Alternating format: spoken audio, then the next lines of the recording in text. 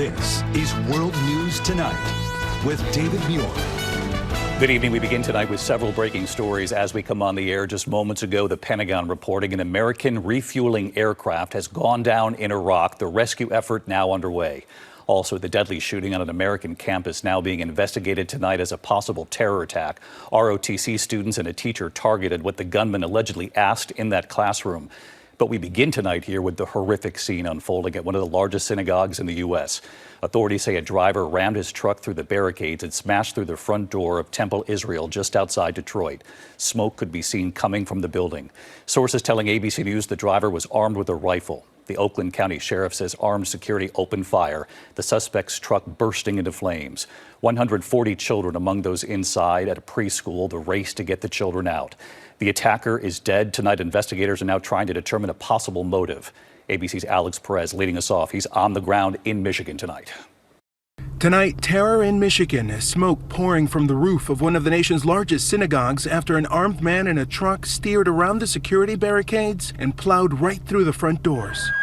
It happened just after noon. Police racing to Temple Israel in West Bloomfield, Michigan, the nation's largest Reformed Jewish congregation and home to a preschool, 140 little kids inside when the chaos unfolded. The truck slamming through a set of doors and driving straight down the hall. He breached the building, drove down the hall, and he was engaged by security. Dustin Shaw was working in the synagogue when he heard the crash. I saw someone lying on the ground, and that person happened to be one of the head of security who got hit by the car. And then after that, I heard gunshots, bang, bang, bang, bang. And I believe it was obviously one of our security officers. Police say the synagogue's security guards fired on the truck, which burst into flames. Thick smoke streaming from the building past a playground just outside. Reporter Jolie Sherman from our local station WXYZ on the scene. Just this massive police presence here in West Bloomfield.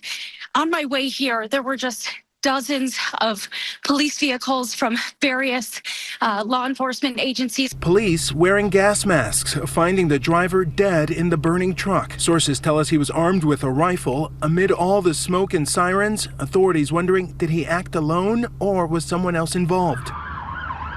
The community going into lockdown, neighbors told to shelter in place. But at the synagogue, a scene of panic. Rabbi Jennifer Kaluzny witnessing car upon car of frantic parents. We started comforting parents who were running from all directions trying to get their children.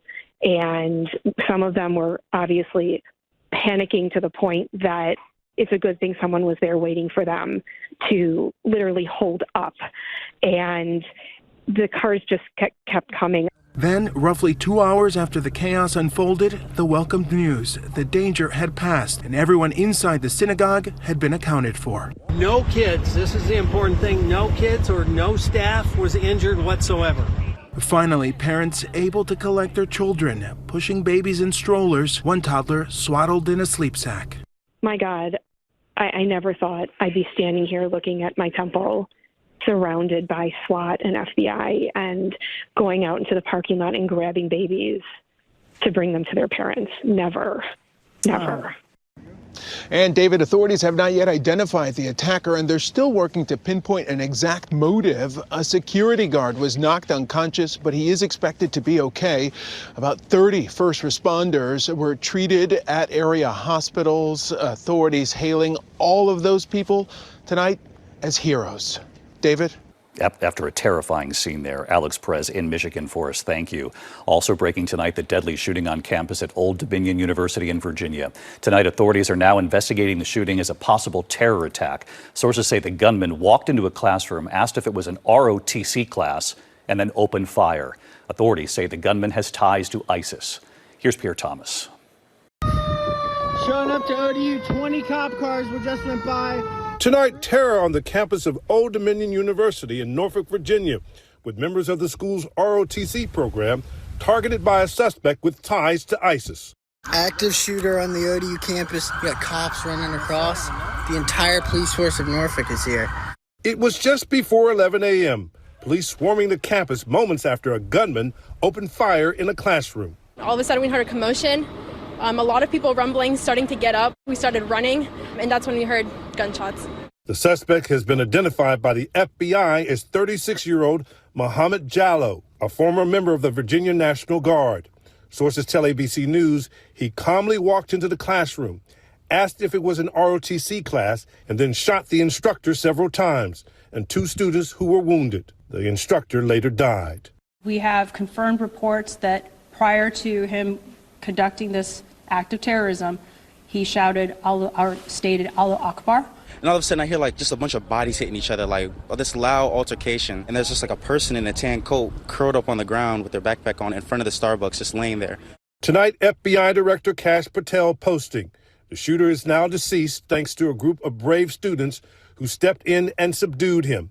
There were students that were in that room that subdued him and rendered him no longer alive. I don't know how else to say it, but they basically were able to terminate the threat. So he was not shot? He was not shot. Jallow was convicted in 2016 of attempting to provide material support to ISIS for trying to acquire weapons for an attack on U.S. soil. He served 8 years of an 11-year prison sentence and was released in 2024.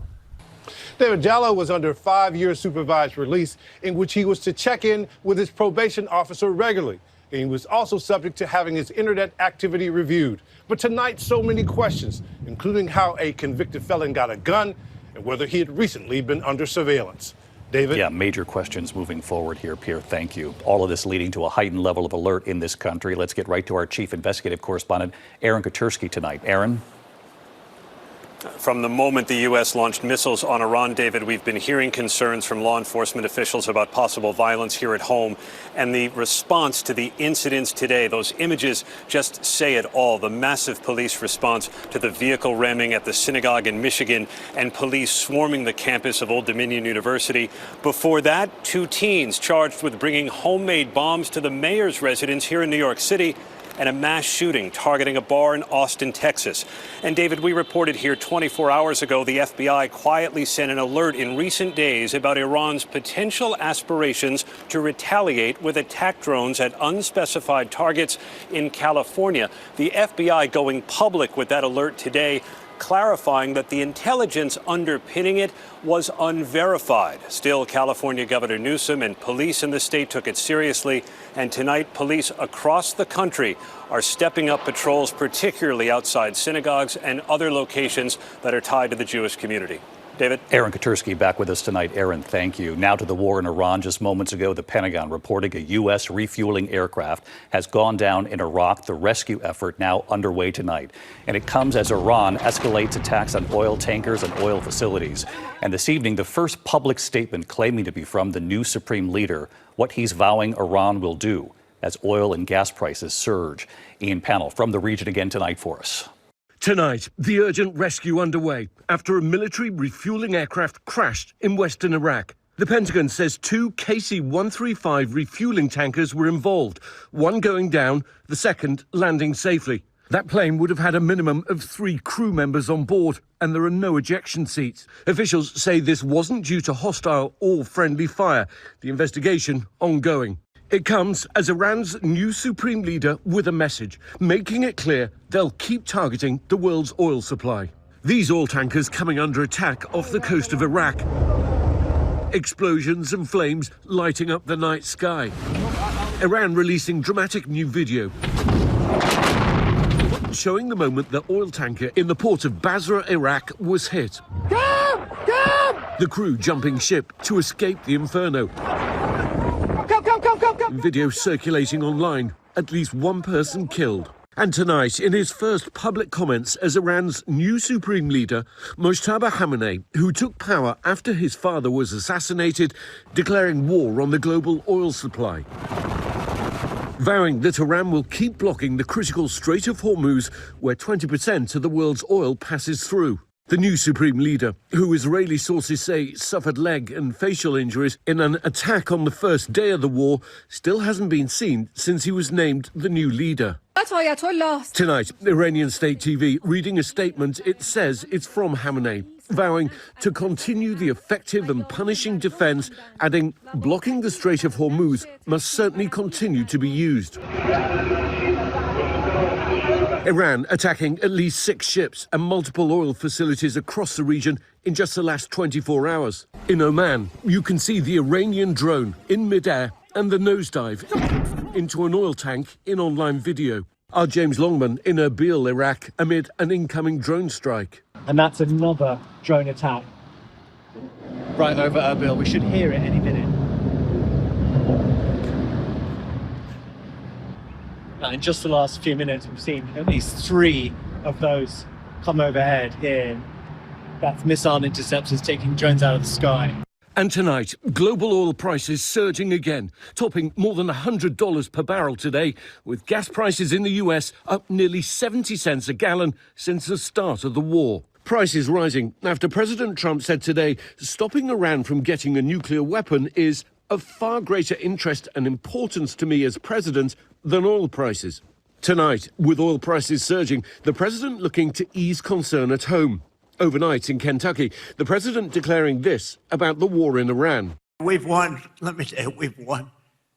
You know, you never like to say too early you won. We won. We won the bet. In the first hour, it was over. And late today, the president saying this. The situation with Iran is moving along very rapidly. It's doing very well. Our military is unsurpassed. There's never been anything like it. Nobody's ever seen anything like it. The president suggested the U.S. Navy will escort ships through the Strait of Hormuz if necessary. And he's urged crews on tankers to have some guts to push through the Strait of Hormuz despite the obvious dangers. Tonight, Energy Secretary Chris Wright saying the U.S. naval escorts likely won't happen until at least the end of this month. It can't happen now. We're simply not ready. All of our military assets right now are focused on destroying Iran's offensive capabilities and the manufacturing industry that supplies their offensive capabilities. Tonight, the U.S. unleashing a massive aerial assault on Iran, destroying warplanes. Iran saying the death toll soaring above 1,000. David, CENTCOM stressing this aircraft didn't go down because of hostile fire or friendly fire, but an urgent investigation now underway. David? Ian Pennell from Tel Aviv for us again tonight. Ian, thank you. The other news this evening, we're tracking back-to-back winter storms sweeping into the Northeast. That warm-up didn't last long. Let's get right to Chief Meteorologist Lee Goldberg from WABC. Hi, Lee. Hey, David. 82, a record high in Newark, New Jersey yesterday. 30s and light snow today. About an inch of snow in the D.C. area. That snow is now exiting the area. A new winter storm from the Rockies to the northern plains. High winds in Colorado all the way to western New York. Fire danger in the plains and blizzard conditions in the upper Midwest. Let's time it. The snow's heavy from Minnesota to Green Bay tonight. Whiteout conditions possible into tomorrow on the Great Lakes. Gusts past 50. The snow reaches western New York and New England tomorrow afternoon and evening. Up to a foot of snow in spots. We'll have another storm on Sunday that could bring more heavy snow and a round of severe weather. That severe weather could reach the I-95 corridor on Monday. David? Lee Goldberg, winter not giving up easily. Thank you. Next tonight here, the urgent search for a missing retired Air Force Major General in New Mexico. His family says he disappeared nearly 2 weeks ago now. Here's Trevor Ault. Tonight, the urgent search after the mysterious disappearance of a retired Major General who once commanded the Air Force Research Laboratory overseeing cutting-edge technology. Authorities say 68-year-old William McCaslin left his New Mexico home nearly 2 weeks ago and hasn't been seen since. Authorities say McCaslin likely left on foot, leaving his cell phone behind. And they're concerned for his safety because of unspecified medical issues. Late today, authorities released this photo of McCaslin saying he may have been wearing the same green shirt when he vanished. They say his hiking boots, wallet, and a revolver with a leather holster were also missing from the home. Over the weekend, search and rescue teams along with the FBI returned to trails McCaslin hiked near his home. They say a shirt was found there, but it's not clear whether it belonged to him. Before his retirement in 2013, Major General McCaslin held some of the most sensitive positions in the military, working on space research and reconnaissance, and he later worked briefly as an unpaid consultant for a group researching UFOs. David, police say so far there's no signs of foul play. They are asking for the public's help to try to find him. David? Trevor Ault with us tonight here. Trevor, thank you. When we come back, remembering a longtime beloved news anchor with deep roots in New York City. Also ahead, chaos on board a passenger jet, an unruly passenger in a confrontation with an off-duty officer, and you'll see it right here. An SUV appearing airborne over this busy intersection, the remarkable scene. And stay tuned, the goal of a lifetime tonight for a high school hockey hero, the game-winning goal after unimaginable tragedy. Will Reeve is here with that story. Don't go away tonight. Tonight, an airline passenger arrested on board a Southwest flight after a confrontation with an off-duty officer. Authorities say Marcial Martinez became disruptive while boarding the flight from Miami to Denver. The officer intervening, a scuffle ensued, arriving officers taking him down, charged with battery and disorderly intoxication. Tonight, an SUV going airborne across a busy intersection. This happened in White Plains, New York, somehow avoiding all traffic and narrowly missing pedestrians before slamming into a restaurant. The driver, reportedly 80 years old, not seriously hurt. When we come back here tonight, remembering a longtime beloved news anchor and the high school hockey player, you have to see this goal and why it was such a triumph in a moment. Tonight here, we remember a longtime news anchor with deep roots in New York City. Ernie Anastos spent 11 years at the anchor desk at WABC here in New York, beginning in the late 70s before working at several other networks. A beloved presence for nearly 50 years in the tri-state area, multiple Emmy Awards, including the prestigious Lifetime Emmy Award. Ernie Anastos was 82. Look at that smile. When we come back tonight, the high school hockey hero and why the crowd went wild. You'll see it. Finally tonight, America Strong, the goal of a lifetime for a high school hockey hero. Here's Will Reeve. Tonight in Providence, Rhode Island, the high school hockey player, his game-winning goal in double overtime, and his triumph after unimaginable tragedy. Blackstone Valley School's senior Colin Dorgan, number 17. Nearly a month ago, Colin's mother, brother, and grandfather were killed at his hockey game, targeted by a former family member. His team, his community, rallying behind Colin. And now, 3 weeks later, they're back on the ice. Their jerseys stitched with a heart with the initials of the victims. It's double overtime in their Division II state semifinal game.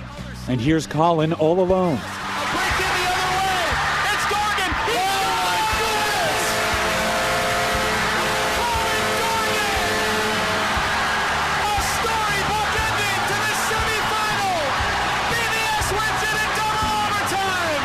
His school behind the glass, on their feet, cheering for him.